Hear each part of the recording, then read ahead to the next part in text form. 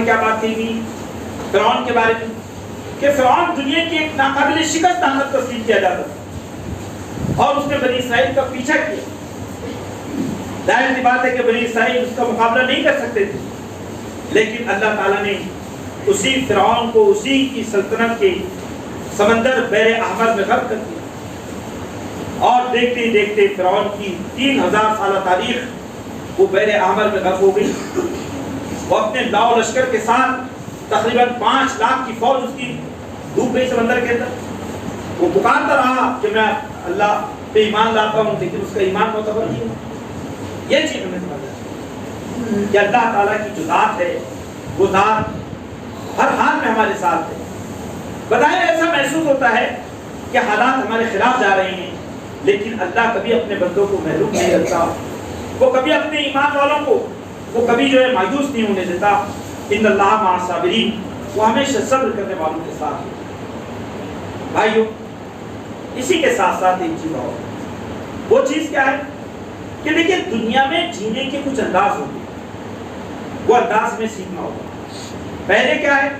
پہلا یہ ہے کہ ہمیں جو دنیا میں مروجہ علوم ہیں ان علوم پر اپنی نسلوں کو پوری طرح سے اس پر ماہر بنانا ہوگا.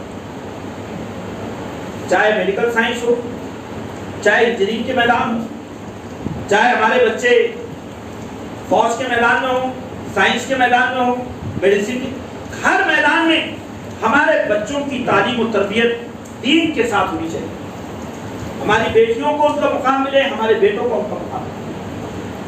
ہم اپنی نسلوں کو کبھی بھی کمزور, بے بس اور دنیا کے اندر کبھی ان کو جو ہے ہاتھ میں کشکول لیے مانگتا ہوا نہ بنائیں.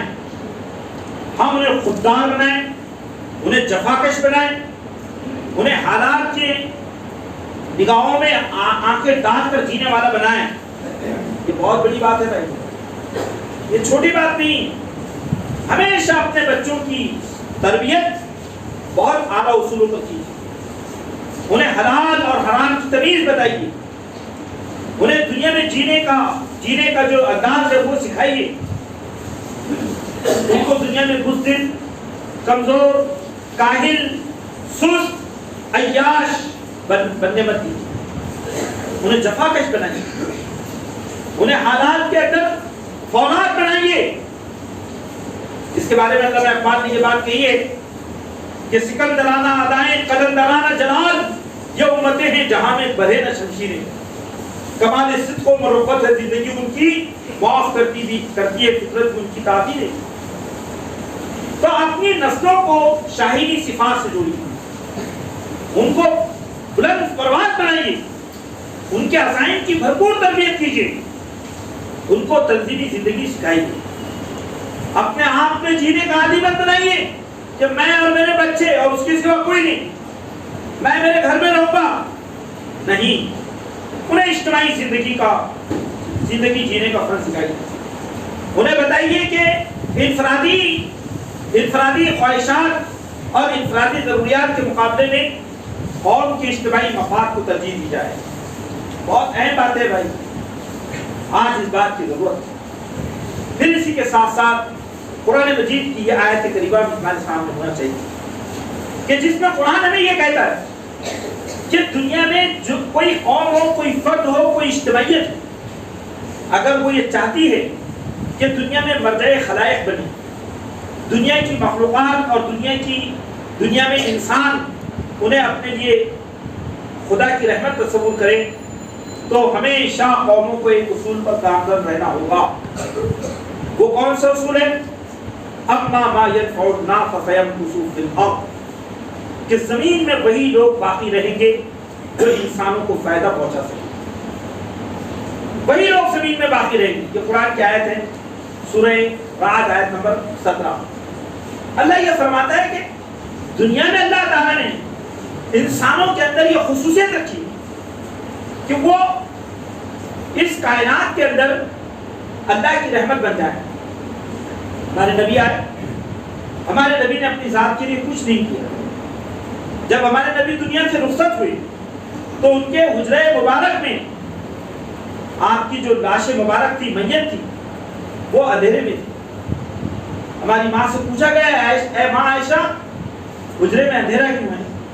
تو معلوم یہ ہوا کہ گھر میں چراغ میں تیل نہیں ہے۔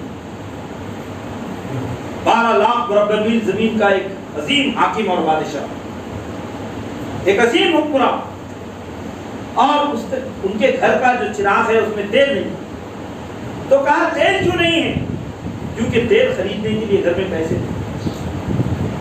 آپ سوچیے اس حالت میں دنیا کے ایک عظیم حکمراں، ایک عظیم پیغمبر دنیا سے یہ تاریخ ہے۔ لیکن ہمارے نبی نے اپنی امت کو کیا دیا؟ اپنی امت کو ہمارے نبی نے ایک تہذیب کی، ایک تمدن دیا، جینے کے انداز سکھائے، زندگی کے سارے اصول سکھائے، اور ایک ایسی امت کھڑا کر دیا کہ آپ کے جانے کے صرف 30 سال بعد مسلمان دنیا کے 3 بر اعظموں کے مالک بن گئے۔ بر اعظم ایشیا، بر اعظم افریقہ، بر اعظم یورپ، 3 بر اعظموں پر مسلمانوں کی حکومتیں قائم ہوئی۔ ہمارے نبی نے اپنے صحابہ کو یہی سبق دیا کہ صحابہ اکرام یہ دنیا کی خوبصورت مخلوق نہیں تھی، یہ جہاں گئے لوگوں نے ان کو اپنے دلوں سے قبول کیا۔ یہ قرآن کہتے ہیں کنتم خیر امت اخرجت للناس، تم وہ بہترین امت ہو جس کو اللہ نے دنیا کے سارے انسانوں کے لیے برپا کیا۔ بھائیو آج ہم اپنی حیثیت کیوں فراموش کرتے ہیں؟ دیکھیے میں اورنگ آباد جیسے بڑے شہر میں رہتا ہوں جہاں ہماری آبادی بہت بڑی آبادی، اور جہاں ہمارے ایسے ایسے مالدار لوگ ہیں کہ جن کے پاس اربوں روپے، لیکن اگر آپ وہاں جائیں گے تو ہماری بیٹیاں، ہماری گھر کی خواتین وہ کسی ایسے ہاسپٹل میں نہیں جا سکتی کہ جو مسلمان ٹرسٹ کو کہ جہاں وہ بہت معمولی پیسے میں غریب خاتون اپنی ڈیلیوری کر سکے۔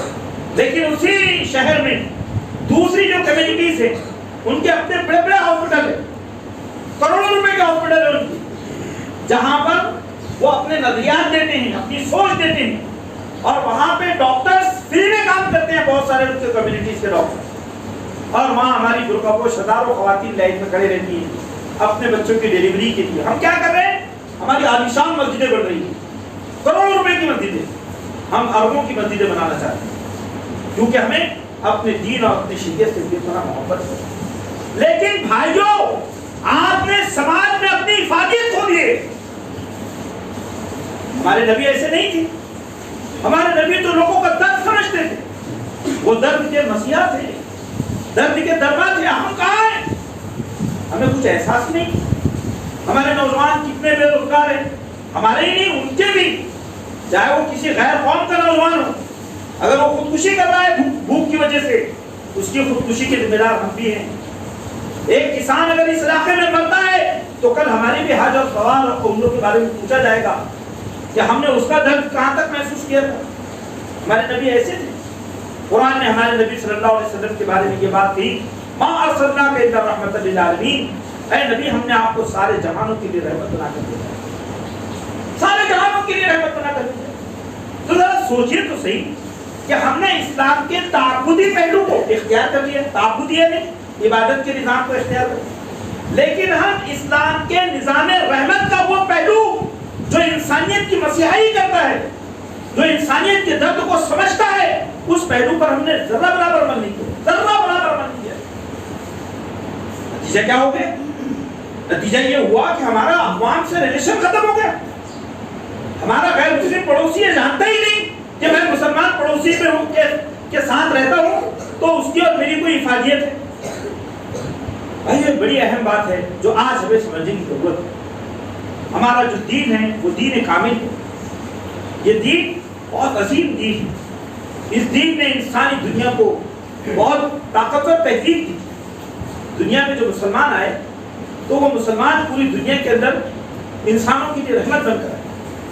تو بھائیو یہ بات میں نے آپ کے سامنے رکھی۔ پھر اس کے بعد اگلی بات میں آپ کے سامنے اسی نقطے کے تحت یہ حالات کے مطلب یہ بات عرض کرنا چاہتا ہوں کہ اپنے درمیان کے جو معاملات اور مسائل ہیں، ان معاملات اور مسائل کو حل کرنے کے لیے ہمیں اپنے درمیان میں ایک نظام قائم کرنا چاہیے۔